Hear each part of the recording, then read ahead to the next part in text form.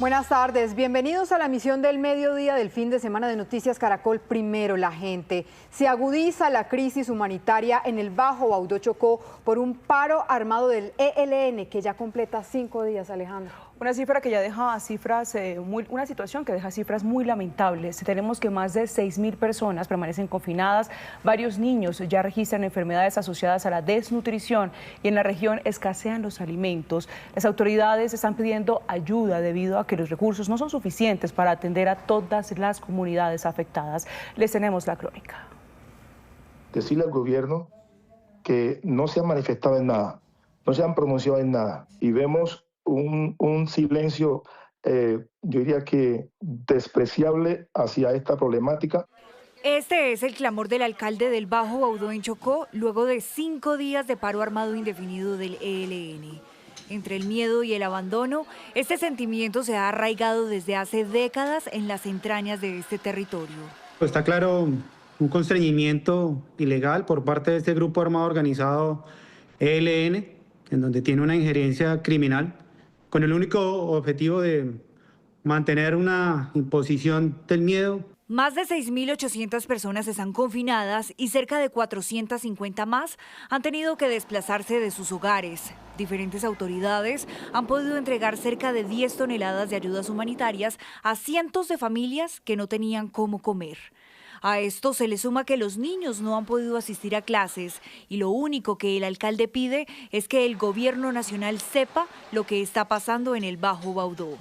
Ningún ministerio, ninguna institución del orden nacional se ha preocupado por llamar al alcalde y preguntarle en qué estado estamos. Nosotros queremos hacer llegar un mensaje al Estado, al gobierno nacional, que por favor, esta es una gran oportunidad para que ellos realmente se acuerden del municipio y que es lamentable que para que se hable de este municipio tenga que hacer un paro armado y constreñir a la comunidad un grupo armado. O sea que en este caso el grupo armado nos está haciendo visible ante que el Estado. Este es el primer paro armado de 2026 en esta zona de la costa pacífica y el quinto desde 2025. Las autoridades van tras los cabecillas del ELN y el Clan del Golfo, alias Gerson y alias El Cura.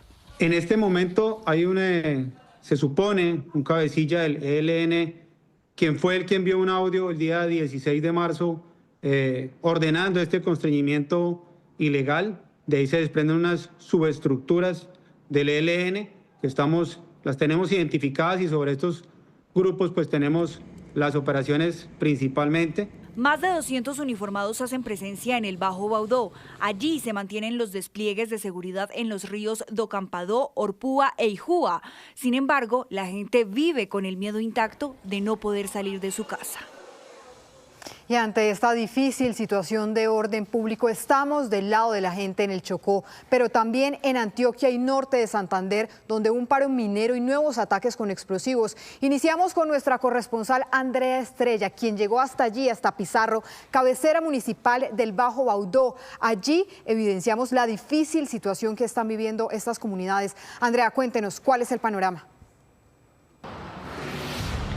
La situación en el Bajo Baudó realmente es dramática en cuestión de los servicios públicos. Asegura el alcalde municipal que el intenso verano que los azota desde hace 2 meses, sumado a la situación de orden público, ya les está pasando factura, especialmente en las comunidades que hoy están confinadas.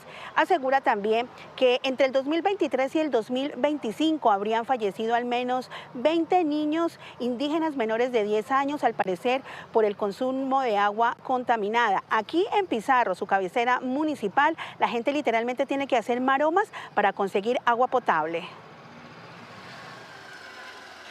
Llevamos más de 2 meses de verano.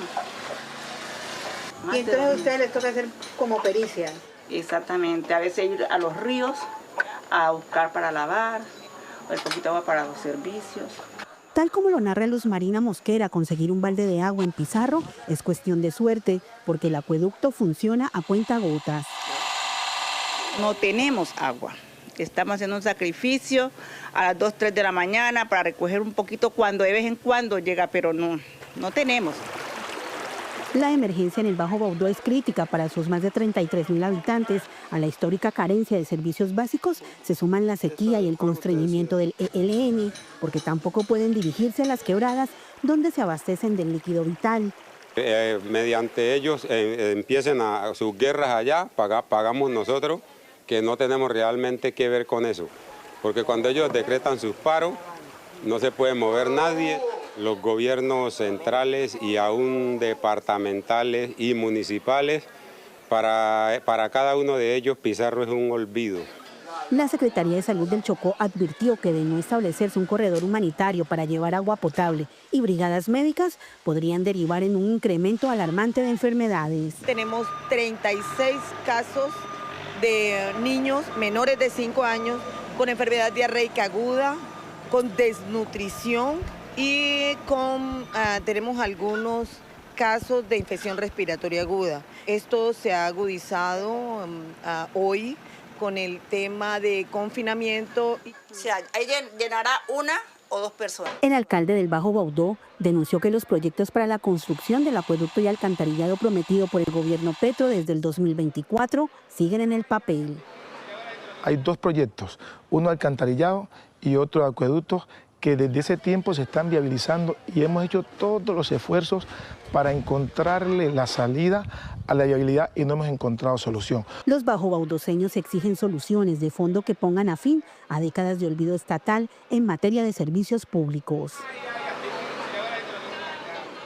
La Secretaría de Salud Departamental le ha dicho a Noticias Caracol que en los próximos días instalará una mesa de emergencia de salud para que en conjunto con las organizaciones de derechos humanos puedan organizar brigadas y así llegar hacia las 26 comunidades que hoy están confinadas.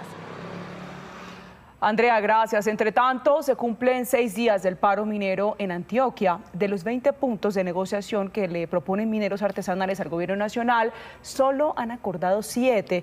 Mientras que eso pasa, aumentan las afectaciones en el gremio de transporte. Erika Zapata se encuentra en la terminal. Cuéntenos cómo avanza la situación, Erika. Alejandra, muy buenas tardes. Así es, yo los saludo desde la terminal del norte de la ciudad de Medellín y así, Alejandra, como usted lo decía, se cumplen 6 días del paro minero en el municipio de Caucasia, que es Bajo Cauca del departamento de Antioquia, pero también en Valdivia y en sur de Córdoba.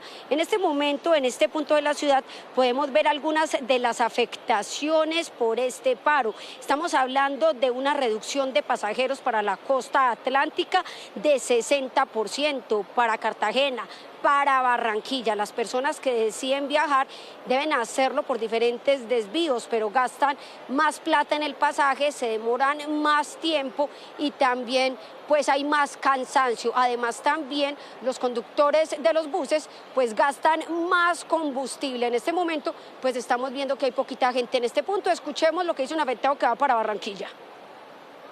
Pues la verdad está muy caro, los pasajes están muy caros. Yo averigüé por la línea, por la página online y estaban en 120.000, la casa en 190.000 cada pasaje.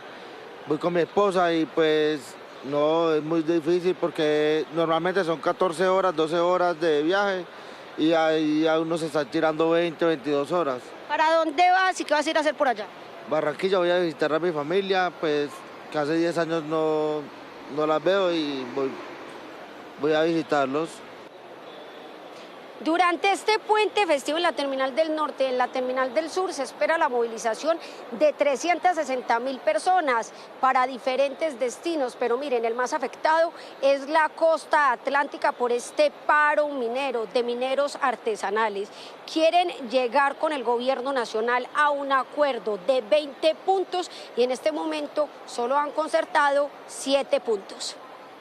Sí, señora Erika, esto es lo que pasa en Antioquia, pero en la zona del Catatumbo aumenta el desplazamiento de familias por nuevos combates entre grupos armados ilegales.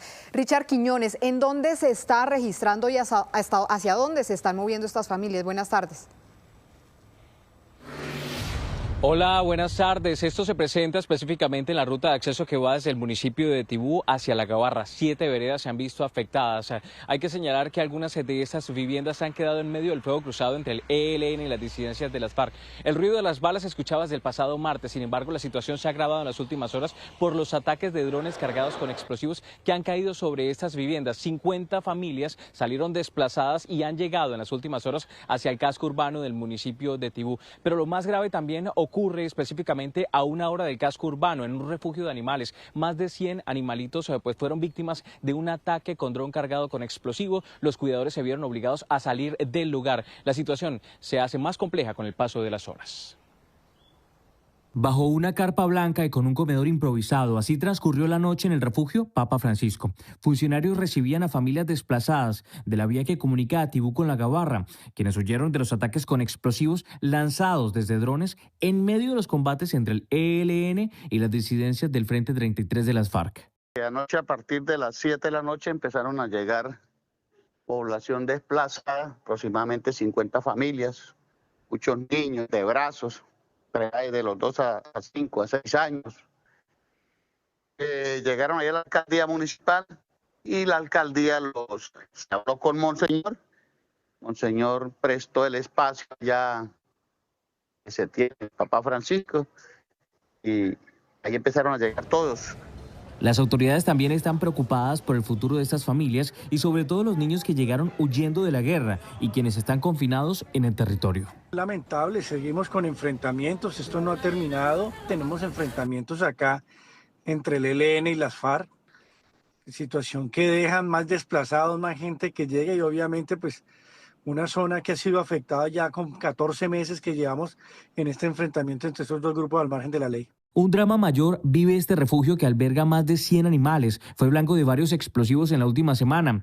El ataque registrado en las últimas horas obligó a los cuidadores a abandonar el sitio, mientras que los perros y gatos quedaron abandonados. La situación es dramática, pues varios perros dependen de tratamientos. Nosotros nos tuvimos que salir porque nos cayeron 2 bombas. El martes nos cayeron 2 y ayer nos cayó uno que fue el que hizo repercusión y me voló para un lado. Se me desaparecieron 4, no lo encontrábamos y uno me lo mataron del impacto de la bomba. Yo tuve que dejarlos allá todos encerrados y venirme por el enfrentamiento, pues yo quedé en el medio, mi casa está en un filo. Y yo quedé en el medio de los 2 bandos, ahí agachada con mis animales. Yo lo que decía era que ustedes se callaran. Por ahora hay un urgente llamado humanitario. Desde la Fundación piden el cese de las confrontaciones y una apertura de un corredor humanitario que permita evacuar a los animales atrapados antes de que mueran por falta de alimentos y atención. Otros 50 núcleos familiares continúan atrapados o confinados en el territorio. Lo que nos dicen en ese momento las comunidades que están en el sitio, pues es que han tenido muchas dificultades porque no hay electricidad y aparte de eso en las últimas horas se registró una situación con una torre de comunicaciones, lo que mantiene a estas comunidades sin algún tipo de diálogo directo en donde está ocurriendo este hecho con el casco urbano del municipio de Tibú.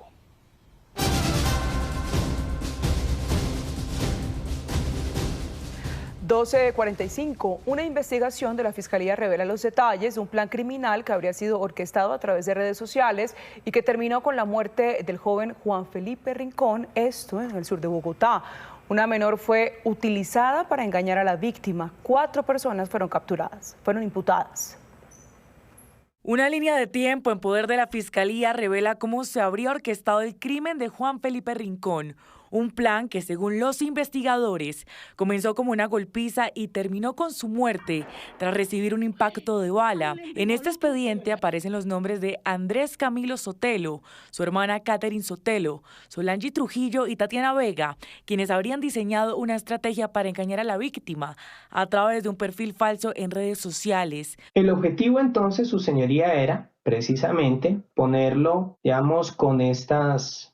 contactarlo con este nuevo perfil, pero aquí también podemos ver, su señoría, cómo desde este perfil falso es que le insisten a la víctima para que conteste, para que siga en contacto y sobre todo para que respondiera. Para la Fiscalía, detrás de la muerte de Juan Felipe Rincón estaría Catherine Andrea Sotelo, quien junto a su hermano habría planeado llevar al joven hasta una vivienda en el barrio Quiroga para dejarlo en estado de indefensión, agredirlo y robar su celular. Incluso se involucró a una menor de 15 años que vivía en esa casa. Esta es la menor, instrumentalizada. Según la investigación, la menor aceptó participar con la promesa de recibir parte de estas ganancias por la venta del teléfono.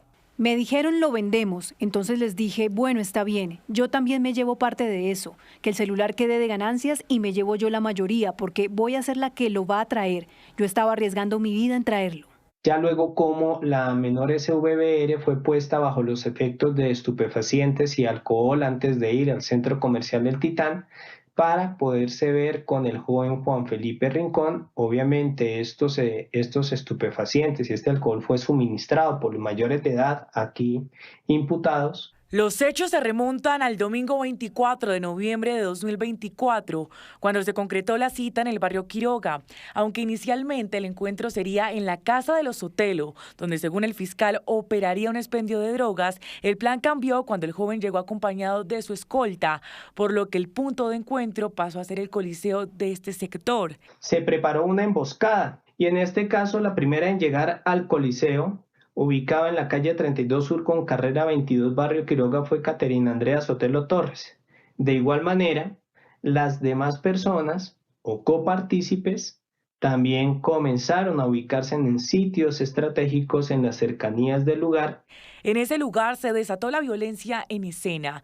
Según la Fiscalía, los hermanos Sotelo iniciaron la agresión contra el joven e intentaron incitar a la comunidad a lincharlo. En medio del caos, el escolta de la víctima disparó para intentar controlar la situación y segundos después, Juan Felipe Rincón cayó al suelo sin vida. Del arma que se utilizó para golpear a la víctima y que pues, insisto, fue tal la violencia usada que se desbarató. Horas después del crimen, los investigadores establecieron que los hermanos Sotelo habrían intentado sobornar a la menor para que cambiara su versión ante las autoridades. Ninguno de los 4 implicados aceptó los cargos y se espera que la próxima semana sigan las audiencias en este proceso judicial. Noticias Caracol conoció la declaración completa de alias El Viejo, condenado por el magnicidio del precandidato presidencial Miguel Uribe Turbay. Este hombre es el responsable de la organización y coordinación de este crimen. En su confesión reveló que fueron las disidencias de la Segunda Marquetalia los que dieron la orden de asesinar al entonces senador, entre otros detalles. Por casi 4 horas y media, este hombre, Simeón Pérez Marroquín, alias El Viejo, entregó la minucia de lo que fue el atentado contra el precandidato Miguel Uribe Turbay. En esta declaración, conocida por Noticias Caracol, alias El Viejo cuenta cómo fue contratado por un hombre llamado Kendry Telles Álvarez, alias Yaco, a quien conoció mientras estuvo preso en la cárcel La Picota. Este hombre era el enlace con la Segunda Marquetalia. El primer paso de su contratación se dio con lo que él denominó una entrevista de trabajo que tuvo con alias El Zarco Aldinever, líder de esta disidencia de las FARC. El punto de encuentro fue a las afueras de Cúcuta. Él estaba de civil. Me acuerdo que no tenían armas largas visibles en ese momento, por eso se hizo extraño eso, porque yo sabía que era gente de la guerrilla. Él cuando se me presenta me dice, yo soy El Zarco, y me dijo que estuviera tranquilo, que yo estaba recomendado por Kendry. Hablamos poco tiempo, ya que la entrevista no fue muy larga, solo decía que eran vueltas de alto calibre y me dijo, ya sabemos quién es usted. Días después de ese encuentro y con la orden en firme del Zarco Aldinever, se dio la primera labor de inteligencia. Fue en un evento del precandidato en la localidad de Bosa, en Bogotá. Alias El Viejo hizo presencia e identificó allí al entonces senador y a su esquema de seguridad.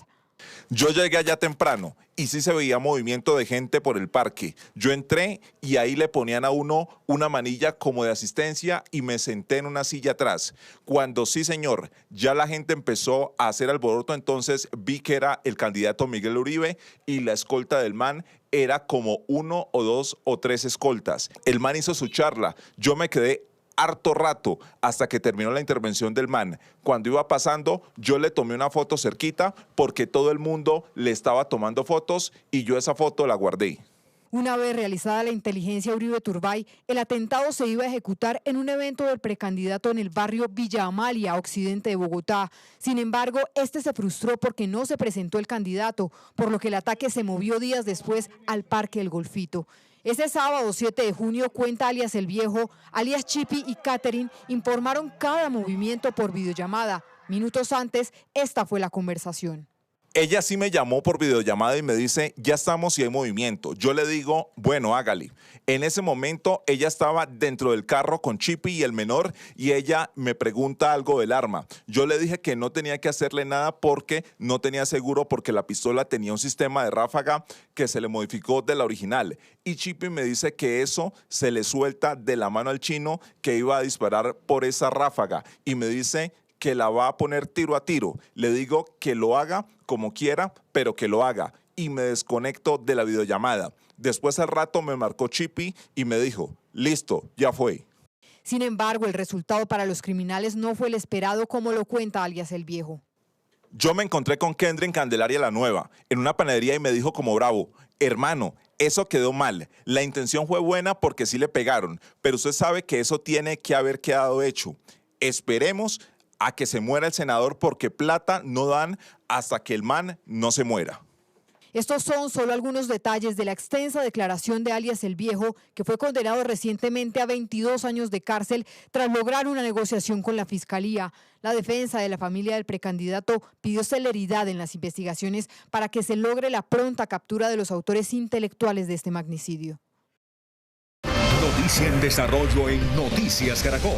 12 del día, 53 minutos. Cambiamos de tema para hablar de las lluvias que están dando una tregua en el país. Sin embargo, ojo a esto, el IDEAM está recomendando no bajar la guardia. Estamos en vivo a esta hora con lo que está pasando en Cundinamarca, Santander y Córdoba. Iniciamos con el panorama en Facatativá, donde la emergencia fue superada y ahora están en la fase de limpieza y de ayudas. Pablo Arango nos tiene el recuento de afectados. Pablo. Hola Alejandra, muy buenas tardes. Estuvimos durante varios días allí en Facatativá. Vamos a ver unas imágenes en este momento porque efectivamente están en labores de limpieza y de ayudas. Tengo algunas cifras importantes que entregan las autoridades, la alcaldía, 647 familias afectadas y más de 600 menores de edad que también se vieron afectados. Esto es fase de limpieza, pero también drenaje de las calles y la entrega de ayudas para las personas que están afectadas en Facatativá. Hay tiempo seco en este momento, lo que ha ayudado a las autoridades justamente en medio de estas labores. Vamos a escuchar al alcalde de Facatativá, en este momento es Luis Carlos Casas. Bueno, después de 3 días de emergencia, estamos aquí en el municipio de Facatativá, en uno de los barrios que más fue afectado, haciendo la siguiente fase. Después de haber bajado los niveles de las inundaciones y al río haber cobrado nuevamente su cauce y en sus niveles normales, estamos ahora aquí en un proceso de recoger todo lo que perdió la comunidad, sofás, camas, colchones, sus electrodomésticos. Así que estamos además en un tema de recolección, en un tema también de lavado, limpieza. Fue muy difícil la situación que vivieron los habitantes de Facatativá. Hace 20 años no se presentaban este tipo de situaciones. Y para el cierre tenemos entonces lo que dice el IDEAM, que asegura que va a haber tiempo seco, sobre todo sábado y domingo, pero que no se puede bajar la guardia. Sí, señor Pablo, y en Santander se mantiene la alerta roja en 12 municipios por las fuertes lluvias. Lebrija y Girón son los municipios más afectados. Pilar Mejía, usted precisamente se encuentra allí en Lebrija. ¿Cuál es la situación en este punto? Buenas tardes. Alejandra y televidentes, muy buenas tardes. Mire, me encuentro en la vereda San José de Motoso. Acá se encuentra uno de los cultivos más afectados en el departamento de Santander, según confirmó el secretario de Agricultura de la Gobernación de Santander. Son más de 300 hectáreas de cultivo de piña que se perdieron. Y al fondo ustedes pueden ver cómo el deslizamiento de tierra se llevó estas plantas. Según confirman los campesinos de este sector, solo en una hectárea ellos cosechan entre 100 y 120 toneladas de piña que se esperaban vender en las próximas semanas y meses. A sus 57 años, Carlos Herrera nunca pensó ver así a sus cultivos. destrozados por las lluvias. Su preocupación se debe a que 50 de las 100 hectáreas de piña fueron arrasadas en los últimos días. El aguacero de hace 2 días de 235 milímetros registrados, cómo acaba la ilusión de muchos agricultores, es verse uno derrotado, totalmente derrotado con la situación. Para cada uno de nosotros los agricultores, después de tanto esfuerzo. Caminar y ver los cultivos no es fácil. Menciona que lo que daña la lluvia no hay forma de recuperarlo. Solo en una hectárea son de 100 a 120 toneladas de piña que se esperaba.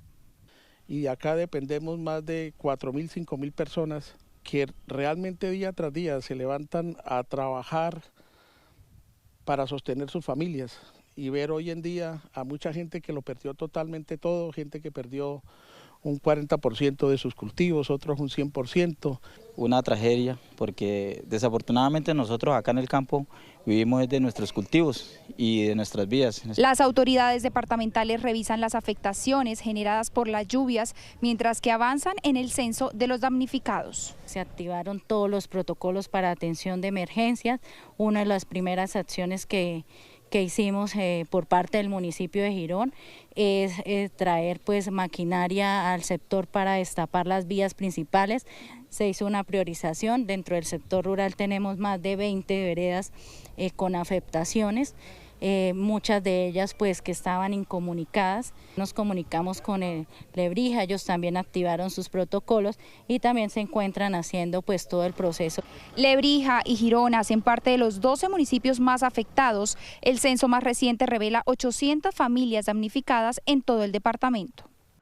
A Pilar, gracias por su reporte. Revisamos a continuación el panorama en Córdoba. Un equipo de Noticias Caracol recorrió junto con la Unidad Nacional de Gestión del Riesgo las obras para la recuperación de las zonas afectadas por las inundaciones en ese departamento. Johan Díaz, ¿cómo avanzan estas obras y qué dicen las comunidades? Importante, Johan.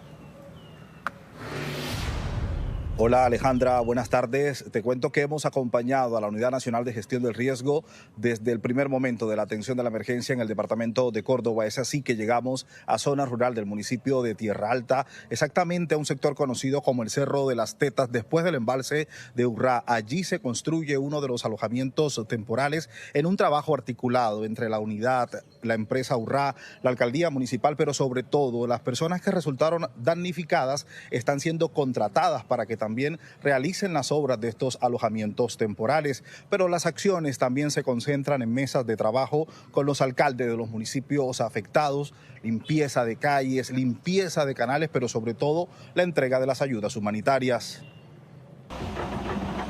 Tierra Alta es uno de los municipios más golpeados por las inundaciones en Córdoba. El plan de recuperación de la Unidad Nacional de Gestión del Riesgo trabaja en la respuesta integral del Estado a los damnificados. En este sentido vamos en el municipio de Tierra Alta con el apoyo de la hidroeléctrica Urrá. Se van a trabajar 5 alojamientos temporales. Cada tambo viene por 20 habitaciones. Aquí vamos a construir 3 para 60 familias que requieren en este sector. Esta es la vereda El Pollo en zona rural de Tierra Alta, Córdoba. Aquí se construye uno de los 5 albergues temporales que tendrá este municipio para las personas damnificadas por cuenta de las inundaciones. Y bueno, entonces nos dieron la oportunidad ahora de trabajar acá en la empresa. ¿Qué están haciendo aquí? Bueno, aquí estamos haciendo unos ángulos donde vamos a hacer los albergues para personas damnificadas. Hombre, este albergue sí nos va a servir para muchas comunidades, porque esto sería el punto de encuentro de todas las comunidades alrededor, ¿ya? Por si acaso se vuelve a otra emergencia. Esta población del Alto Sinú cordobés concentra uno de los panoramas más críticos por las devastaciones que dejó la emergencia. Se han afectado 4 corregimientos, 75 veredas, 5.555 hogares, 450 kilómetros de vías terciarias rurales, 18 acueductos, 9 puestos de salud, instituciones educativas, puentes. Tenemos identificados 7 puentes averiados. El gobierno nacional proyecta que la fase de recuperación temprana se extenderá hasta 2 años con una inversión de 8,7 billones de pesos. Diariamente repartimos 16.000 litros de agua a los alojamientos temporales. Hemos recibido ahora este tanque que alivia mucho las necesidades de nosotros, ya que mire cómo la estábamos depositando en esos tanques pequeños. En otros municipios de Córdoba también se adelantan trabajos que contemplan limpieza de canales y calles, entrega de agua potable con carrotanques y obras en vías.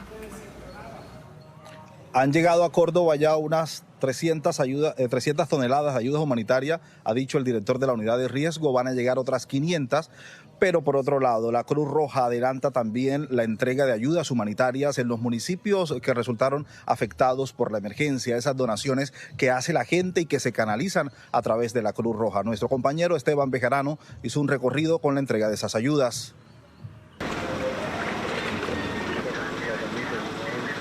En Córdoba, miles de familias buscan iniciar de nuevo. En municipios como Lorica, en las paredes de sus viviendas quedó el rastro del nivel que alcanzó el agua, y en la mirada cansada de quienes lo perdieron casi todo, hoy está plasmada la fuerza para recuperarse.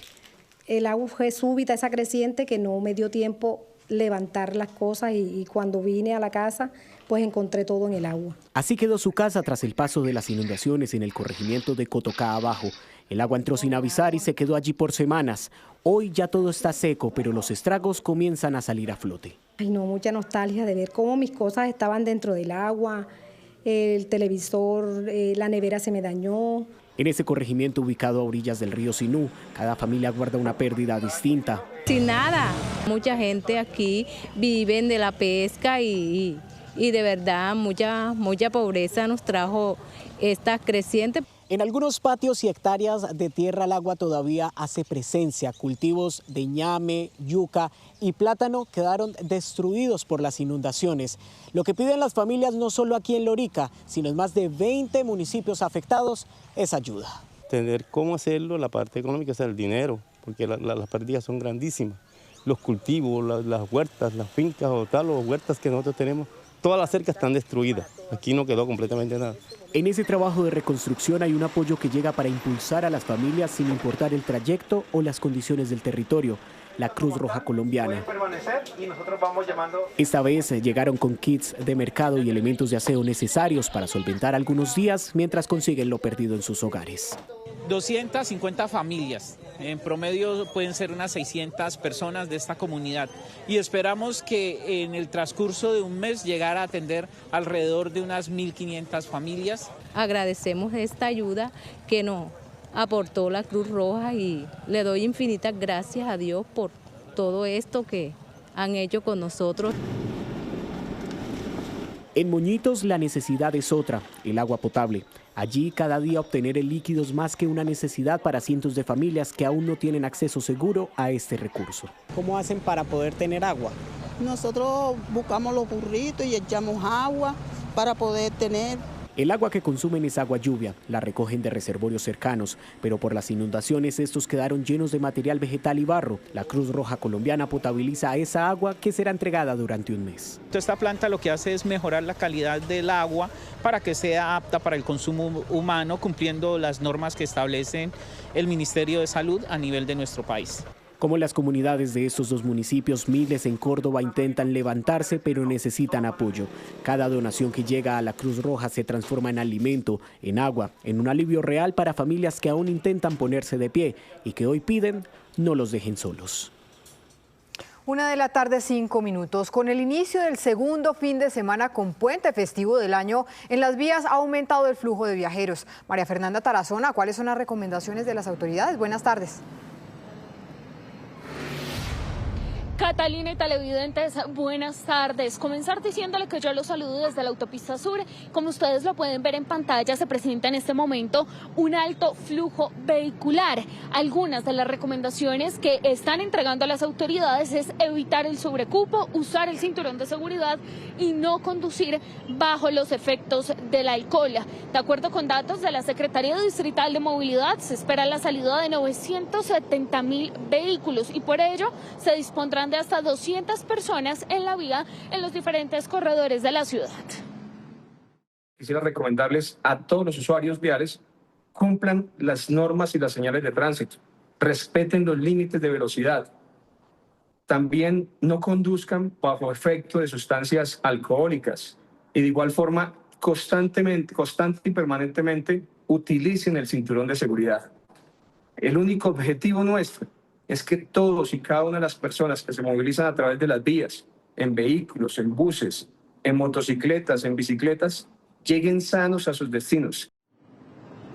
Por este puente festivo de San José, también datos de la terminal de transporte indican que se espera la salida de 184,000 viajeros. Algunos de los destinos más solicitados siguen siendo Girardot, Sogamoso, Ibagué, Medellín, Villavicencio y Neiva, mientras que de otro lado la Aeronáutica Civil calcula la salida y la movilización a través de los diferentes aeropuertos de todo el territorio nacional de 835,000 viajeros.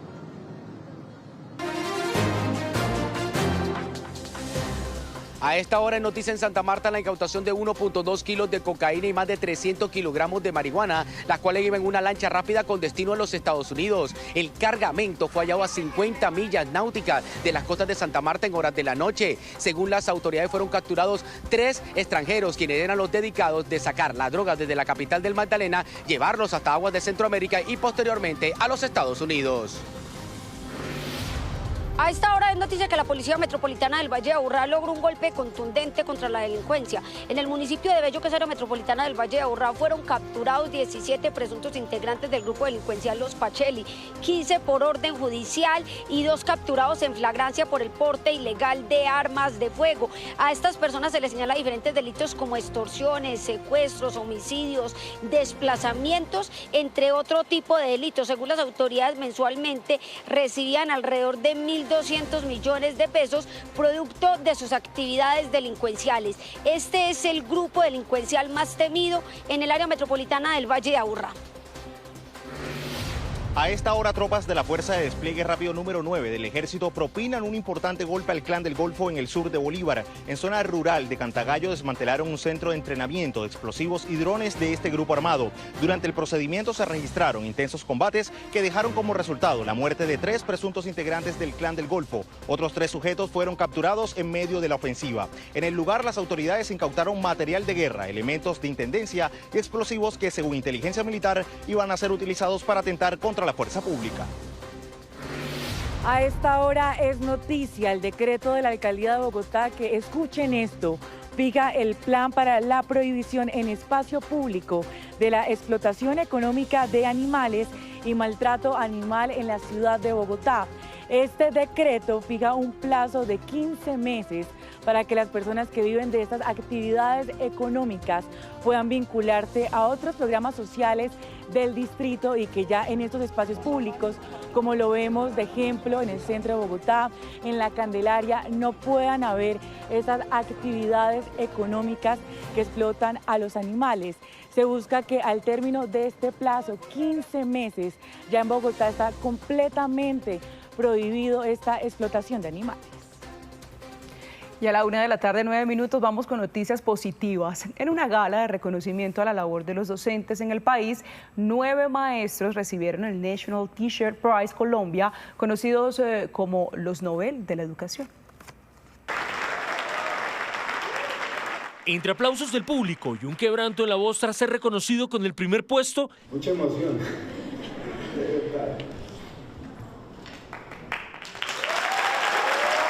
El profesor Elmer Ordóñez viajó 500 kilómetros desde su natal Pitalito, Huila, para recibir el reconocimiento por el colegio que representa, la institución educativa municipal Montessori sede San Francisco, que triunfó en la categoría de institución educativa que moviliza.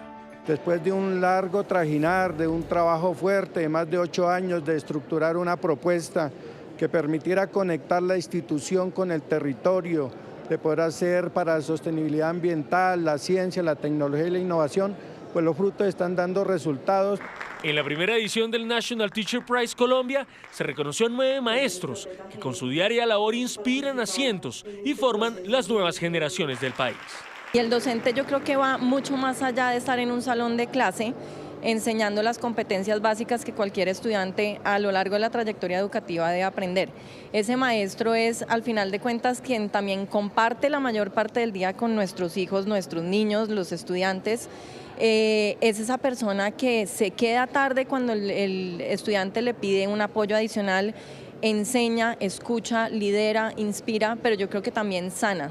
Por ejemplo, en la categoría de maestro que transforma, Yanilis Romero, desde Montería, Córdoba, fue ganadora del primer lugar al crear STEMglish Plus H, un modelo que integra la enseñanza del inglés con ciencia, cultura e innovación, fortaleciendo el pensamiento crítico y la proyección global de sus estudiantes.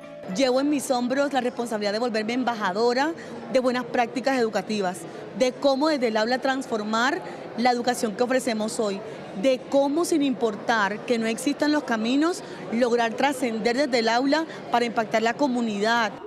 Esta primera versión del National Teacher Prize Colombia pretende inspirar a que los docentes de todos los rincones del país continúen siendo ese pilar fundamental de una sociedad que, sin importar su contexto, puedan construir un mañana mejor.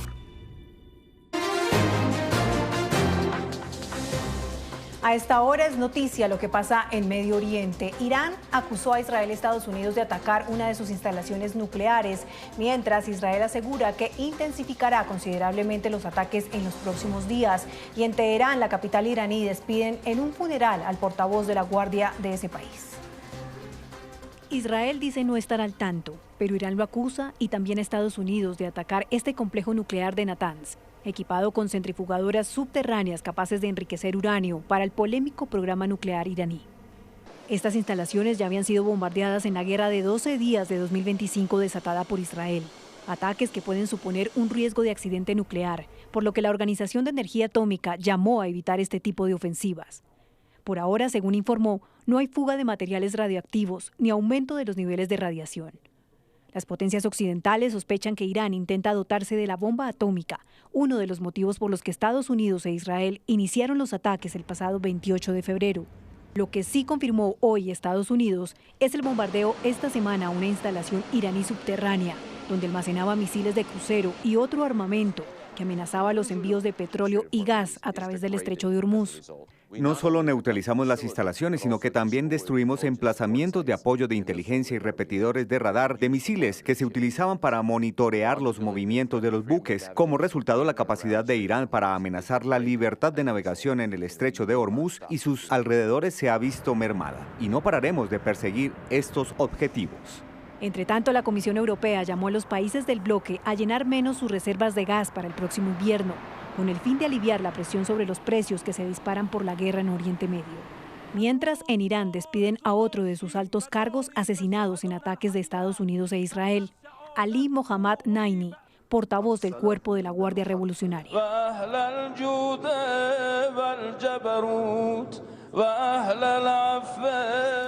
Elon Musk vuelve a ser centro de la polémica luego de que un jurado en Estados Unidos lo declarara culpable de engañar a accionistas durante la compra de Twitter, mientras nuevas sospechas en Europa lo acusan del uso de inteligencia artificial y contenidos falsos dentro de su plataforma para aumentar artificialmente el valor de X. Un jurado en Estados Unidos determinó que Elon Musk engañó a los accionistas de Twitter durante el proceso de compra de la compañía en 2022. El fallo concluye que Musk realizó declaraciones engañosas, especialmente sobre la cantidad de cuentas falsas o bots, generando incertidumbre en el mercado y provocando una caída en el valor de las acciones, lo que afectó directamente a los inversionistas. Aunque fue absuelto, el caso podría resultar en indemnizaciones millonarias y ya fue apelado por su equipo legal. Pero la polémica no termina ahí. Hoy, la Fiscalía de París encendió nuevas alarmas al revelar que alertó a las autoridades estadounidenses ante la sospecha de que el magnate habría fomentado el uso de deepfakes o videos ultrafalsos sexualizados en la plataforma X con el fin de inflar el valor de sus empresas. Según la investigación, estos contenidos generados con la inteligencia artificial eran parte de una estrategia para generar tráfico, polémica y visibilidad en un momento clave: la posible salida a bolsa en junio de 2026 de una nueva entidad tras la fusión entre X y su división de inteligencia artificial. Las autoridades francesas también indicaron que ya contactaron al Departamento de Justicia de Estados Unidos y la Comisión de Bolsa y Valores, mientras amplían una investigación que desde el año pasado examina el uso del algoritmo de X para interferir en la política francesa. Ahora, el caso suma nuevas aristas, incluyendo la difusión de contenido falso de carácter sexual y material de negación del holocausto generado por IA. Este nuevo capítulo vuelve a poner bajo la lupa el alcance del poder tecnológico, el uso de la inteligencia artificial y la responsabilidad de quienes controlan las plataformas más influyentes del mundo. Y según informa la prensa estadounidense, falleció Robert Mueller, exdirector del FBI, que dirigió la investigación sobre las acusaciones de injerencia rusa en las elecciones de 2016. Durante años, el presidente Donald Trump criticó con frecuencia la investigación, calificándola de caza de brujas. Mueller deja a su esposa Ann Cavell Standish, con quien estuvo casado durante casi 60 años, sus 2 hijas y 3 nietos. Por ahora, no se revelan las causas de su muerte. El presidente cubano Miguel Díaz-Canel declaró ante un grupo de activistas extranjeros que llevaron ayuda humanitaria a la isla que Cuba se preparaba para una posible agresión estadounidense. Durante un acto en La Habana, el mandatario cubano enfatizó que tras esta amenaza, el país ha puesto en marcha un plan de preparación para la defensa y recalcó que la dirigencia revolucionaria cubana se mantenía unida y que todas las decisiones se tomaban de forma colectiva con el líder histórico, el general del ejército Raúl Castro, aún presente en el liderazgo. Escuchemos. Y el presidente de los Estados Unidos, en una de sus expresiones, exclamó: a Cuba le hemos aplicado toda la presión posible. Está reconociendo que nos han bloqueado y que han aplicado una política de máxima presión. ¿Cómo ahora me van a decir que no, que el bloqueo es un invento nuestro si ellos mismos lo están diciendo? Y en una segunda fase, parte de esa expresión dice: ya solo lo que nos queda es tomar el lugar y arrasarlo todo. El expresidente de Brasil, Jair Bolsonaro, hospitalizado desde hace una semana para tratar una bronconeumonía, sigue en cuidados intensivos a pesar de una mejoría progresiva en su estado de salud. Bolsonaro está internado desde el viernes pasado tras sufrir una fiebre alta y escalofríos en la cárcel donde cumple su condena por intento de golpe de Estado. Por ahora no hay fecha definida para su traslado a la prisión, mientras el hospital insiste en que su evolución requiere cautela. Y una ola de calor azota este fin de semana el oeste de Estados Unidos, un fenómeno que afecta a más de 40 millones de personas. Las temperaturas han alcanzado hasta 42 grados Celsius en ciudades como Phoenix, Palm Springs y Las Vegas, por encima de los promedios habituales para esta época del año.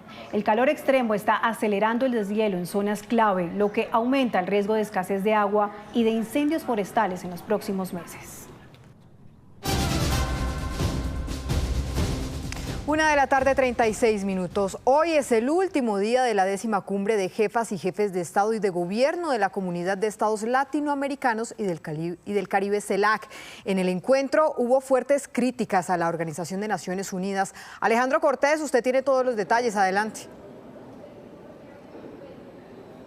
Buenas tardes. Efectivamente, pues toda esta convención o este foro que se está desarrollando entre los países que conforman la CELAC, los países latinoamericanos y del Caribe, pero también de delegados de los países del continente africano, pues se empezaron a conocer diferentes críticas hacia la Organización de Naciones Unidas. El presidente de Brasil, Luis Inácio Lula da Silva, aseguró que pues el rol que tiene la ONU para garantizar la paz en el mundo no está funcionando, y también le pidió a la Organización de Naciones Unidas pues que haya una renovación de las personas o de quienes integran el Comité de Seguridad de la Organización de Naciones Unidas, precisamente porque asegura él que no se ha garantizado la paz en el Medio Oriente, que son los países que en los últimos meses pues hemos visto en enfrentamientos entre ellos mismos. Esto fue lo que dijo el presidente de Brasil.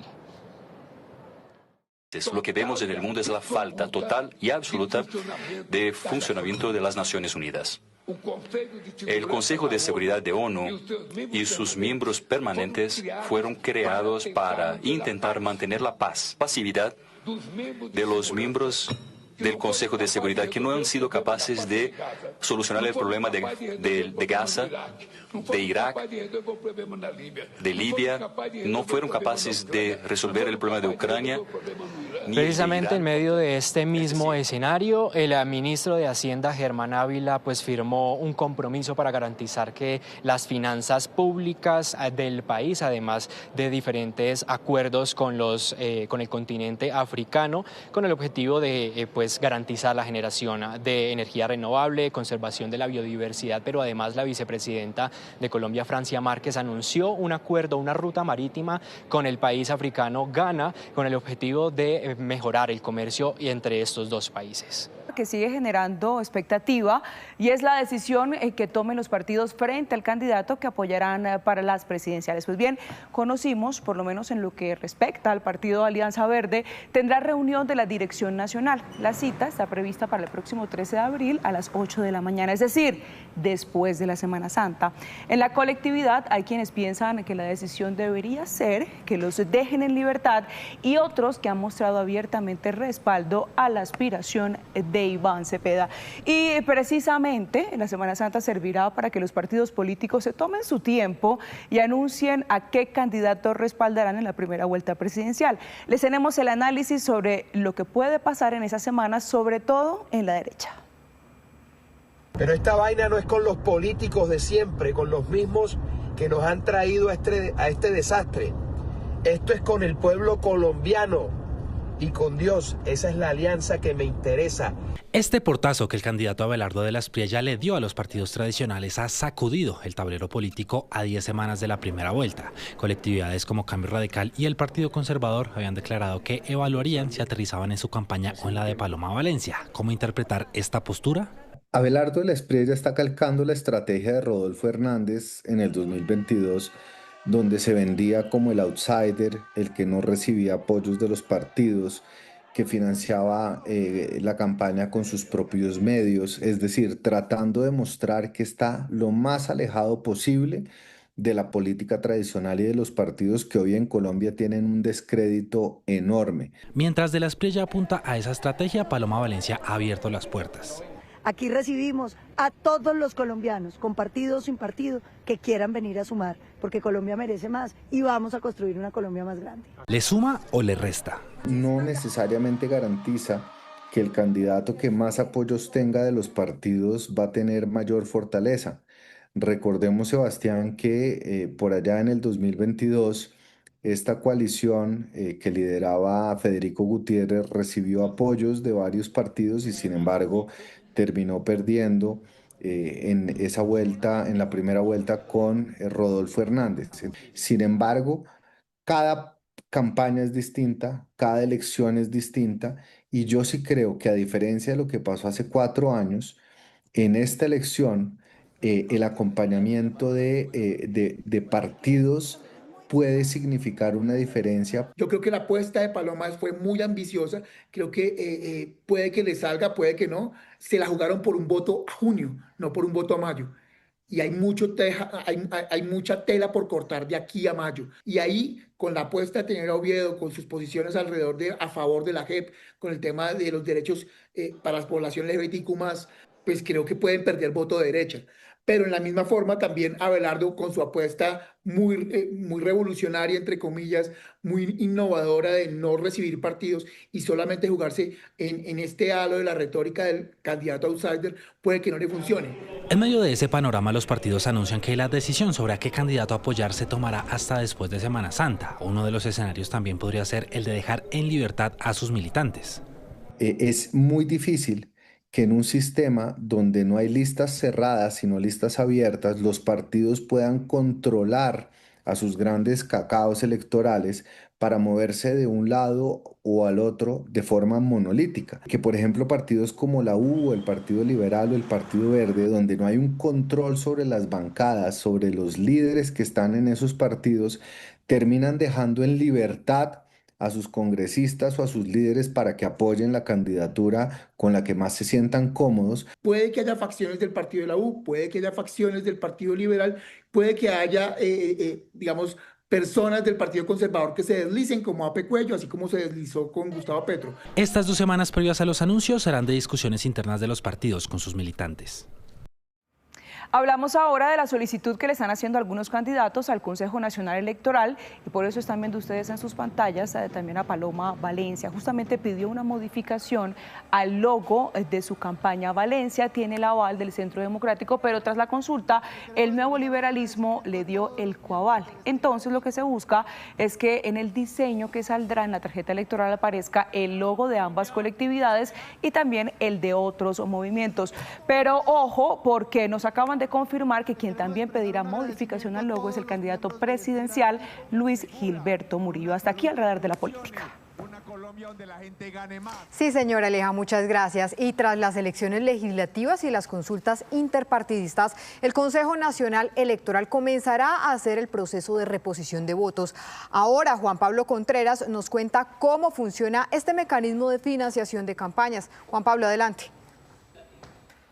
Mire, y es que son muchas las dudas que se han generado en torno al proceso de reposición de votos en Colombia y por eso aquí le vamos a explicar cómo funciona. Es importante tener en cuenta estas dos cifras, que son las cifras fijadas por el Consejo Nacional Electoral para hacer la reposición por voto válido. En caso de Senado y de Cámara es de 8.433 pesos. En caso de las consultas interpartidistas es de 8.287 pesos. Así las cosas, haciendo los cálculos, la senadora Paloma Valencia, que recibió más de 3 millones de votos, tendría una reposición cercana a los 26.000 millones de pesos. Claudia López, que obtuvo 618.000 votos, tendría una reposición cercana a los 5.000 millones de pesos. Roy Barreras, en la consulta de la izquierda, hizo 257.000 votos, sería una reposición de casi 2.000 millones de pesos. Y Juan Daniel Oviedo, que recogió más de 1.255.000 votos, tendría una reposición cercana a los 10.000 millones de pesos. Pero para entender esta cifra y para entender si este realmente es el monto que recibirán, nos vamos a conectar en este momento con Alfonso Portela, quien es ex registrador. El registrador, cuéntenos por favor, ¿Paloma Valencia sí va a recibir estos 26.000 millones de pesos? Juan Pablo, muchas gracias. No, ella no va a recibir los 26.000 millones de pesos porque eso obedece a una ecuación establecida por la misma autoridad electoral que tiene los siguientes ingredientes. Fijó como monto máximo de gasto por consulta cerca de 19.000 millones de pesos, 18.555 millones de pesos. Y dependiendo del número de integrantes de cada lista de consulta, esos 18.000 se dividen entre los integrantes de cada consulta. Por ejemplo, en el caso de la consulta donde participó la doctora Paloma Valencia, eran 9 integrantes. Quiere decir que esos 9 integrantes solo podían gastar lo que es 18.000 dividido en 9, que da más o menos 2.000 millones de pesos. Y esa misma cantidad es la que recibirían por reposición independientemente del número de votos que hayan sacado. Es decir, que lo máximo que pueden recibir serían hasta 2.000 millones de pesos, porque ese es el monto fijado por el Consejo Nacional Electoral. Es que esa suma de 18.000 se prorratea de acuerdo al número de candidatos. Distinto es, por ejemplo, en la consulta de la doctora Claudia López. Ellos podían gastar 18.000 millones de pesos entre los dos candidatos, o sea, cada uno 8.500 millones de pesos, y podrían recibir hasta 8.500 millones de pesos de acuerdo al número de votos que hayan obtenido. ¿Qué pasa, doctor Portela, en caso de que hayan gastado menos? ¿Igual se les asigna, se les repone este valor o se les repone lo que ellos hayan declarado que hayan gastado en deudas, en hipotecas, en gastos para su campaña? Simplemente, por eso se llama reposición de gastos de campaña. Vamos a suponer, para que se entienda bien el ejemplo, si un candidato gastó simplemente 200 millones de pesos, pudiendo haber gastado 1.900 y tenga derecho a una reposición de 2.000 millones, solo le van a reponer lo que gastó, 200 millones de pesos. En el caso del Congreso, doctor Portela, ¿cómo funciona? Acá también tenemos este tope de gastos de campaña establecido por el Consejo Nacional Electoral y es de 132.000 millones. Esto se divide en todos los integrantes de la lista. Son 132.000 millones que pueden gastar la lista completa. Si la lista tiene 100 candidatos para Senado, pues estamos hablando de que podrían gastar aproximadamente 1.300 o 13.000 millones de pesos. 1.300 millones de pesos cada uno de los candidatos. No pueden gastar absolutamente nada más. Y si el gasto lo hicieron por 1.300 millones de pesos y obtuvieron un número importantísimo de votos que multiplicado por el valor de cada voto que le van a reponer, supera esa suma, solo va a recibir hasta el monto de lo autorizado como gasto, y si gastó menos, recibirá únicamente lo que gastó. Es entonces cómo funciona el proceso de reposición de votos en Colombia. No recibirá entonces la candidata Paloma Valencia los 26.000 millones que se hablaron, ni Juan Daniel Oviedo los 10.000 millones, y como bien lo explicado el doctor Portela, será entonces la repartición, depende de lo que hayan gastado, pero también de los topes establecidos por el Consejo Nacional Electoral.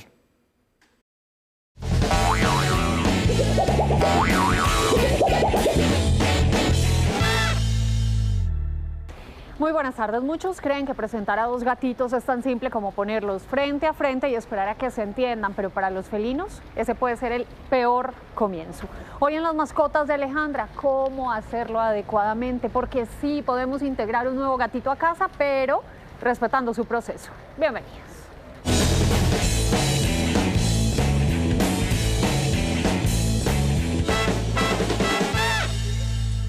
Llevar un nuevo gato a casa puede parecer un gesto simple, pero para los felinos, territoriales por naturaleza, el proceso de adaptación requiere tiempo, paciencia y sobre todo una presentación cuidadosa. Hay gatos que definitivamente no quieren ni necesitan otro gato. Esos gatitos son gatos que generalmente son extremadamente territoriales, son miedosos o muy dominantes, se estresan fácilmente, que no les gusta compartir con otros. Entonces, siempre tenemos que revisar muy bien cuál es la personalidad de cada uno de los implicados, a ver si van a coincidir o no. Pero incluso cuando los gatos tienen una personalidad compatible, el error más común es apresurar el primer encuentro. Bueno, lo primero es que la gente piensa que los gatos son como los perros, que de hecho con los perros tampoco se debe hacer, y es que si los dejamos ahí a ver si ellos miren a ver cómo hacen, pues seguramente se pueden hacer mucho daño. Entonces no es soltarlos y ver qué pasa, porque con el tema de los gatos es muy difícil, pueden llegar a ser muy agresivos y hacerse mucho daño. Y eso, ahí está tu hermano, mira, ahí está Momo. Lo primero es establecer espacios para cada uno. El gato que acaba de llegar debe ser el que está aislado y el gato que ya estaba es el que debe estar libre por toda la casa. Ese fue justamente el camino que siguió esta familia cuando decidió integrar a un nuevo gatito a casa. Inicialmente lo que hicimos fue encerrarlos en un lugar, sí, tenerlos ahí el primer día que llegaron, acercarlos solo como por olfato. No se adaptaron tan pronto. Yo diría que con otros gatos el proceso ha sido muy distinto, pero con ellos fue muy lento. Y es que, según los expertos, antes de verse cara a cara, los gatos deben reconocerse primero a través del olor. Una vez se toleren sin verse, solamente con el olfato, a través de algodones o pañitos, pasamos a la vista, entonces ya se pueden empezar a ver, pero en tiempos muy cortitos. Doctora, ¿y cuáles son esas señales de estrés a las cuales debemos estar alerta? Generalmente los gatos cuando están estresados pegan las orejas hacia atrás, dilatan la pupila, se erizan, a veces se quedan completamente quietos como en postura defensiva, pueden bufar. Entonces estas señales nos dicen que tenemos que ir más lentamente. Si estas señales se ignoran y se fuerza la interacción, las consecuencias pueden ir más allá de un simple conflicto entre gatos. El estrés puede causar enfermedades también, entonces puede haber una cistitis idiopática, puede haber eliminación inadecuada, puede ser que estos gatitos se escondan y en ese momento se enfermen porque no quieren pasar a comer, no quieren pasar a la arenera. Mira eso. Eso, muy bien. Con paciencia, los pequeños avances empiezan a aparecer. Al comienzo, Julito como que les hacía así con la pata, como pegarles, y yo dije, uy, no se la van a llevar. Pero ya después los aseaba, se deja que le soben su barriguita, y ya dije, no, esto es amor, pero mejor dicho, él los adoptó completamente. Yo soy el mejor gato del mundo. Es el gato ejemplar. La convivencia también implica observación y sensibilidad por parte de los humanos, porque al final el objetivo no tiene que ser necesariamente que los gatos se vuelvan inseparables. Cuando la cosa se pone difícil, generalmente yo le digo a los tutores eso. El objetivo de pronto no es que hagan conductas filiales, que se estén lamiendo, como la gente se sueña que se arrunchen, pero muchas veces eso no se logra. Con el hecho de que se toleren, ya digamos que ganamos, es un plus si ya se vuelven amigos. Integrar un nuevo gatito a casa no es cuestión de días ni de suerte, es un proceso que exige paciencia, observación y respeto por el ritmo de cada animal. Pero cuando se hace bien, el resultado puede ser una convivencia tranquila y una nueva historia de confianza. Anímense a adoptar. Y este es un apoyo y un reconocimiento a una familia que no se rinde. Ella es Mina. Se perdió el 27 de octubre del 2025 en la localidad de Barrios Unidos y desde ese día su familia no para de buscarla. Fue vista por última vez en el barrio San Francisco en la localidad de Ciudad Bolívar. Si la ve, por favor reporte su paradero al teléfono que aparece en pantalla. Síganos en Dito en Noticias Caracol en vivo, en nuestra app, en el sitio web, en nuestro canal de YouTube y en TikTok. Nosotros le damos las noticias, usted escoge la pantalla. 2:52, momento para ver qué tendremos esta tarde en Noticias Caracol en vivo, nuestra señal digital. Pablo Arango. Alejandra, ¿qué tal? Muy buenas tardes. Esta tarde en Noticias Caracol en vivo estaremos hablando, por supuesto, del magnicidio en contra de Miguel Uribe Turbay. Las autoridades están buscando a otro implicado en este magnicidio. Se trata de Kendry Telles Álvarez, alias Yaco. En segundos les voy a contar lo revelado en las últimas horas en la audiencia en contra de alias El Viejo y a quién están buscando a propósito de este magnicidio. Hablaremos de la situación en el departamento del Chocó a propósito del paro armado decretado por el ELN y lo que están haciendo las autoridades. Hablaremos de las afectaciones en el transporte por el paro minero, sobre todo en el departamento de Antioquia. En segundos hablamos de esta situación y en segundos conversaremos sobre lo que está pasando, la locura que hay en este momento en la ciudad de Cali a propósito de la presentación de J Balvin. Estaremos conversando con las autoridades. Muchas noticias esta tarde tendremos en Noticias Caracol en vivo. Por ahora vuelvo con Catalina. Una muy buena noticia para los caleños. Pablo, muchísimas gracias. 2:54 p.m. ya. A través de un viaje íntimo y sensorial, el documental Antes de la Nieve, dirigido por Alessandro Angulo, reúne al biólogo Mateo Hernández y al músico Andrés Cepeda en una exploración donde la música y la naturaleza se entrelazan, revelando la inspiración que nace en los páramos.